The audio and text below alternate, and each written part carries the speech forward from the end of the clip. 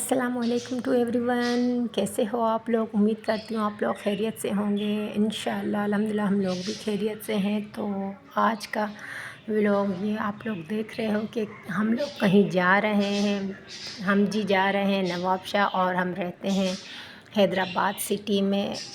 नवाबशाह की छोटी सी क्लिप आप लोगों के साथ शेयर करने जा रही हूँ। वहाँ हम लोग गए थे बहन भाइयों के घर।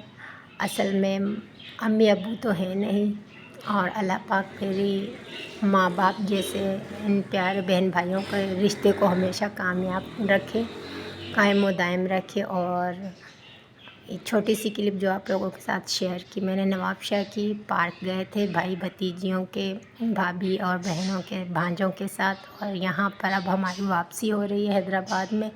ये हैदराबाद की सिटी है जो हम अब वापस आ चुके हैं अपने हैदराबाद।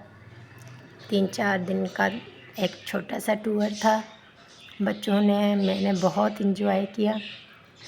और ये हम लोग अपने घर पहुंच चुके हैं। इस मर्तबा हस्बैंड ने मशीन लगाई और ये नेक्स्ट डे की क्लिप। बट घर बहुत ही हस्बैंड ने वेल ऑर्डर में रखा था, लेकिन वॉशरूम और वॉश बेसिन की तो जो हालत थी वो हमने वापस आके उसको सेट किया। और स्पेशली किचन भी, यहाँ पर किचन के जो कम यानी साफ़ी जिसे बोलते हैं कपड़े, वो मैंने वॉश की। और जब हम घर वापस आए तो ऑब्वियसली बंदा कहीं जाता है तो इतनी केयर नहीं होती है हाथ पाँव की। तो और अब सर्दियाँ भी शुरू हो रही हैं। जब मैं वापस घर आई तो हील्स बहुत क्रैक हो रहे थे। और ये वैसलीन और ड्रॉपर जो आप लोग देख रहे हो, इसमें मैंने ग्लिसरीन डाल के रखी। ग्लिसरीन की बोतल है मेरे पास, वो काफ़ी बड़ी है। तो मैंने इसमें थोड़ी क्वांटिटी में वैसलीन डाल के ग्लिसरीन डाल के रखी। वो इसलिए कि थोड़ी सी वैसलीन और 2-3 ड्रॉप ग्लिसरीन के ऐड करके रात को मैं हाथ पाँव में लगाती हूँ। सारा दिन डिटर्जेंट्स में जो भी यानी वर्कर लेडीज़ हों या हाउस वाइफ्स हों जो ज़्यादा डिटर्जेंट्स में काम करती हैं, तो ये बहुत ही बेस्ट रेमेडी है। मेरा तजर्बा है, यानी मैं इस्तेमाल करती रहती हूँ। और उसी बिहाफ़ में आप लोगों के साथ ये रेमेडी मैंने आप लोगों के साथ शेयर की है।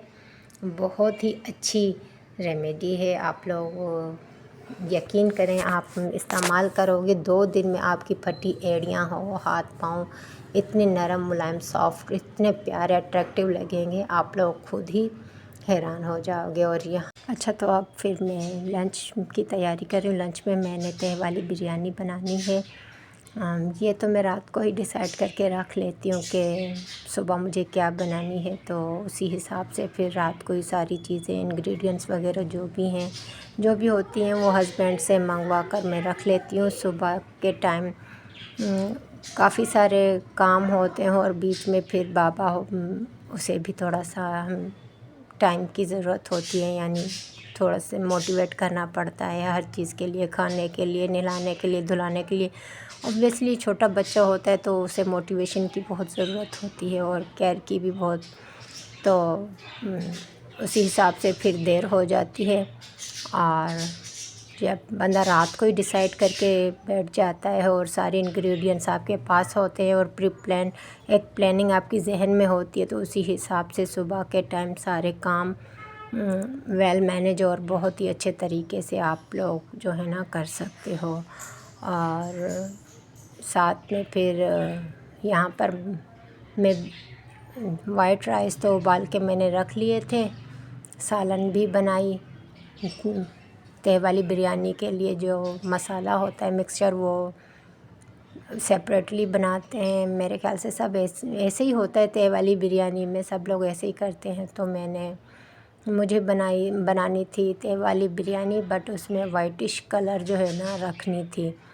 तो उसके लिए मैंने ये जो मिक्सचर मसाला जो तैयार किया, मसाले में मैंने प्याज को, छोटी सी एक प्याज ली, तकरीबन प्याज के ऐसे समझो कि 2-3 स्लाइसेस थे, जस्ट एक छोटी दरमियानी साइज़ की प्याज थी, उसके भी 2-3 स्लाइस उसको मैं। और उसके बाद मैंने कलर नहीं दी, ब्राउन कलर नहीं किया मैंने प्याज को, बस ट्रांसलूसेंट जिस तरह कलर होती है, थोड़ी सी पिंकिश कलर यानी सफ़ेद कलर के प्याज को बस नरम किया और उसमें मैंने वाइट कौरमा की साशे जो है वो ऐड की, लहसुन अदरक का पेस्ट, सूखा धनिया ड्राई रोस्ट किया हुआ, और लाल मिर्ची तक भी मैंने ऐड नहीं की, लहसुन अदरक का पेस्ट। ये जो भी चीज़ें होती हैं जस्ट वो चीज़ें नहीं जिससे इसमें कलर आया रेडिश सा, वो कलर मैंने नहीं ऐड किया। और फिर सालन की तह लगाती गई और चावलों की तह।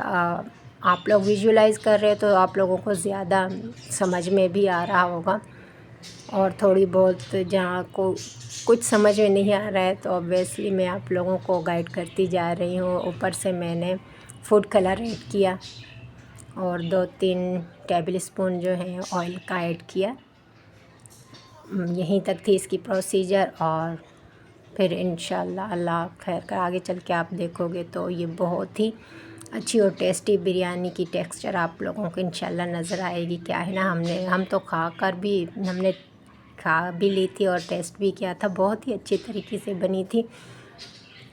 और आप लोग भी ट्राई करें, यही सेम प्रोसीजर है, चाहे आप इसको आलू में बना सकते हो या फिर सब्जियों के साथ, या काबुली चने होते हैं चिकन के बगैर बना सकते हो घर में, अगर चिकन ना हो अवेलेबल तो इन चीज़ों से भी बन सकता है। और साथ में ये दही मैंने रात के टाइम जमाई थी। दही मैं अक्सर घर में ही जमाती हूँ, जिस दिन बिरयानी बनानी होती है तो उस दिन। आजकल सर्दियाँ हैं तो दही नहीं जमा रही हूँ, बस जस्ट जब बिरयानी बनानी होती है तब भी दही जमाती हूँ। गर्मियों में तो मैं रेगुलरली बेस पे दही जमाती थी। और ये हरी चटनी मैंने इस हैंड ब्लेंडर में तैयार कर दी। ये हैंड ब्लेंडर आपको दिखा रही हूँ, इसके दिखाने का मकसद ये है कि तो ये बहुत ही हेल्पफुल है, बहुत ही बेनिफिशियल है हर घर के लिए। मेरे कहने का मकसद, मेरा एडवाइस ये है कि आप लोग भी अपने किचन में इसको रखो। ये बहुत ही अच्छी चीज़ है, कूटनी वगैरह की ज़रूरत नहीं पड़ती। आप चटनी पीसो, कबाब बनाओ, सलाद के लिए जो भी यानी आप लोगों को सैलड्स वगैरह चॉप करनी हो वो चीज़ें सब कुछ इसमें हो जाता है। और ये टेक्सचर तह वाली बिरयानी की बहुत ही टेस्टी बनी थी, बहुत ज़्यादा अल्हम्दुलिल्लाह अल्लाह के फ़ज़ल करम से। जब आप लोग किचन में खड़े हों तो मेरे ख़्याल से बजाय यहाँ वहाँ की बातें सोचने से बेहतर है दुरूद पाक की विर्द किया करो, या फिर अस्तगफिरुल्लाह किया करो। उससे भी कहते हैं कि हाथ में लज्जत आ जाती है। और आप बिलीव करोगे बहुत ही ज़्यादा अच्छी बनी थी। और अल्हम्दुलिल्लाह सब कुछ अच्छा ही बनता है, सालन वगैरह जो भी। और यहाँ पर ये पिलर आप लोगों के साथ में शेयर कर रही हूँ। ये पिलर की एक छोटी सी स्टोरी आप लोगों के साथ शेयर करूँगी। इस पिलर को तकरीबन 15 साल होने वाले हैं। जितना टाइम मेरी शादी को हो रहा है उतना टाइम इस पिलर को भी मेरे साथ हो रहा है। क्या है ना, शादी के बाद हस्बैंड फर्स्ट टाइम जब टेस्ट देने गए थे जॉब के लिए तो कराची गए थे, वो ये पिलर भी मेरे लिए एज अ गिफ्ट लेकर आए। हस्बैंड कह रहे थे, उस टाइम मेरे पास इतनी इनकम थी नहीं, और जो भी था जितने भी यानी मेरे पास थी तो उससे मैं यही ला सका आपके लिए।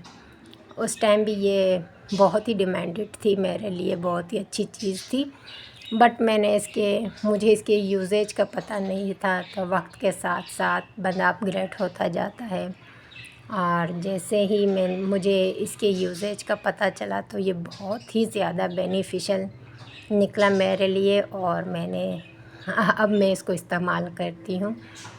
और नवाबशाह जाने से पहले मैंने कुछ ड्राई फ्रूट्स लिए थे बच्चों के लिए, कि बच्चे हैं कभी खाना टाइम पर खाते हैं नहीं खाते हैं।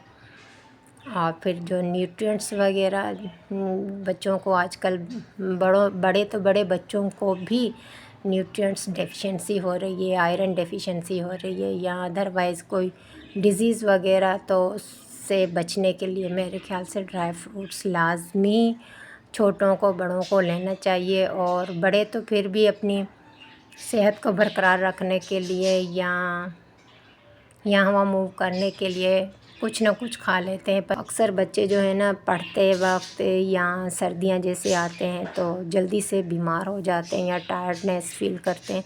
तो उसके लिए ये ड्राई फ्रूट्स जो है ना ये बहुत ही अच्छी चीज़ होती है। क्या है ना, जो न्यूट्रिएंट्स उनको खाने से नहीं मिलता, या समटाइम्स बच्चे यानी एक सीक्वेंस से पाबंदी से खाना वगैरह नहीं खाते, दूध नहीं पीते, तो मेरे ख़्याल से ये ड्राई फ्रूट्स जो हैं ये तो तकरीबन सारे बच्चे खाते होंगे। और ये ड्राई फ्रूट्स बहुत ही अच्छी चीज़ होती है। इनमें आप यकीन करो कैल्शियम, विटामिन डी, मैग्नीशियम, जो भी न्यूट्रिएंट्स की डेफिशिएंसी है आपकी बॉडी में, आप ये खाओगे तो आई होप वो सारी डेफिशिएंसी जो है ना वो पूरी हो जाएंगी। और ये मुरमुरे लास्ट सीज़न के पड़े थे तो हस्बैंड ने कहा कि इनके कुछ बना दो, बजाय ये ख़राब हो जाए, तो मैं इसके लाई के लड्डू बना रही हूँ। और यहीं तक थी व्लॉग। अल्लाह हाफिज़।